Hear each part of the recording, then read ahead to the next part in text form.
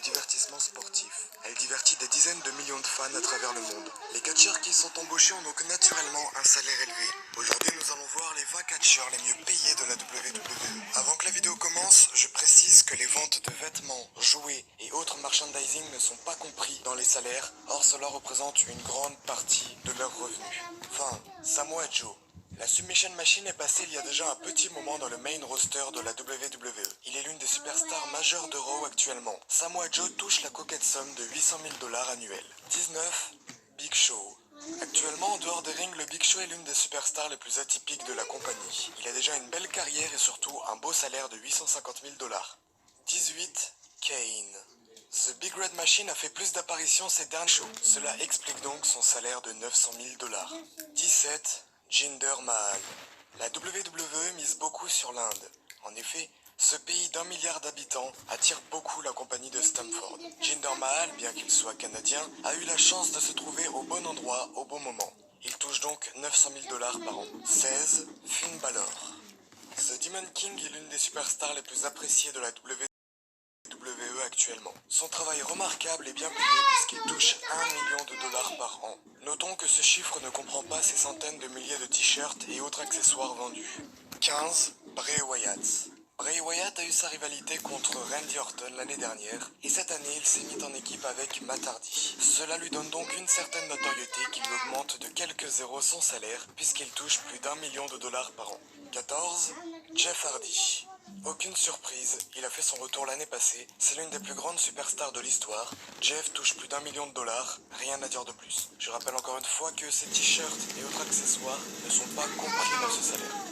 13. Sheamus. Cela peut être une surprise pour certains de voir Sheamus au-dessus de Jeff Hardy dans ce classement, mais le futur Celtics Hall of Famer touche un salaire de plus d'1 million de $ par an. 12. Dolph Ziggler. Alors je sais que c'est étrange de voir un catcheur mid-carder comme Dolph Ziggler, qui c'est presque même un jobber aussi haut, mais c'est réel, Dolph Ziggler touche 1,5 million de $ par an. 11. Kevin Owens. Kevin Owens vient tout juste de re-signer un contrat de 5 ans à la WWE. Il a révélé l'année dernière qu'il gagnait plus de 50 000 $ par match en pay-per-view. Cette année risque d'être la bonne paye pour lui puisqu'il touche la somme de 2 millions de $. 10. Dean Ambrose. Actuellement blessé au triceps, The Lunatic Fringe est l'une des plus importantes superstars de la compagnie. En effet, son passé à la CZW l'a rendu très résistant, ce qui fait qu'il peut faire plus de mouvements dangereux sans se blesser pour autant. Il touche actuellement 2 millions de $, sans compter ses ventes de vêtements et autres accessoires. 9. Undertaker. Cela n'est pas une surprise, The Deadman touche 2,5 millions de $ par an. Nous rappelons qu'il faut plus voir cela comme une retraite offerte par Vince McMahon à Undertaker. Il touche ainsi 2,5 millions de $, sans compter les vêtements et autres accessoires que l'Undertaker peut vendre durant l'année. 8. Triple H. The Game fait partie maintenant de la famille de Vince McMahon. Il est donc normal que son salaire soit si élevé. Il touche 2,5 millions de $ par an, sans compter ses ventes de t-shirts et autres accessoires. 7. The Miz. The Miz a fait une très belle année en 2017. Cette année 2018 commence bien pour lui puisqu'il touche 2,5 millions. Et on peut dire que c'est awesome. Vraiment, je vais arrêter avec les blagues. 6. Seth Rollins. Il est la face de la compagnie actuelle, la superstar la plus importante. Il touche ainsi 3 millions de $, sans compter ses ventes de t-shirts et autres accessoires. 5. AJ Styles.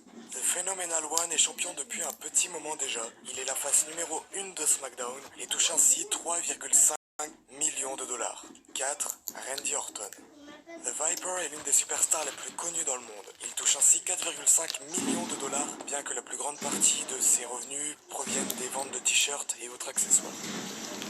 3. Roman Reigns. Vous deviez sûrement vous en douter, Roman Reigns est la troisième superstar la mieux payée de la WWE. The Big Dog touche ainsi 5 millions de $, sans compter ses ventes de vêtements et autres accessoires. 2.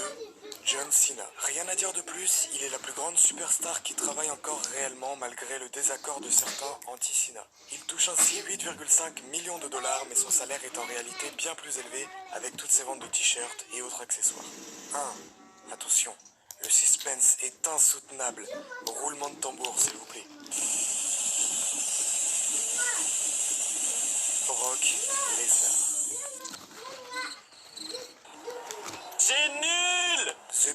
vient tout juste de signer un contrat où il serait rémunéré 200 000 dollars par apparition à la télévision et 800 000 dollars par match. Son salaire annuel est estimé ainsi à 12 millions de dollars.